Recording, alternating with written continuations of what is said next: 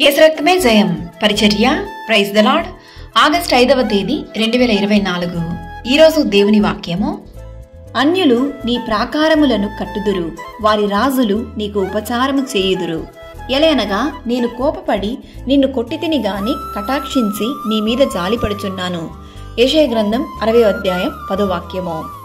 తండ్రి తన కుమారుల ఎడల జాలిపడునట్లు యెహోవా తన యందు భయభక్తులు గల వారి ఎడల జాలిపడును. నీ సహాయము చేత నేను సైన్యములను జయింతును. నా దేవుని సహాయము వలన నేను ప్రాకారములను దాటుదును. నిన్ను బాధించిన వారి సంతానపు వారు నీ ఎదుటకు వచ్చి సాగిలపడెదరు.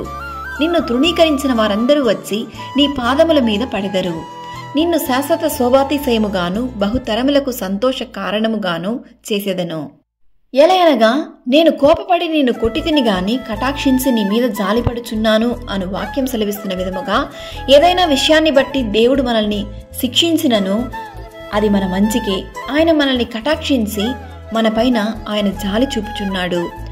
శ్రమనందిన తన జనులయందు జాలిపడి యెహోవా తన జనులను ఓదార్చి ఉన్నాడు.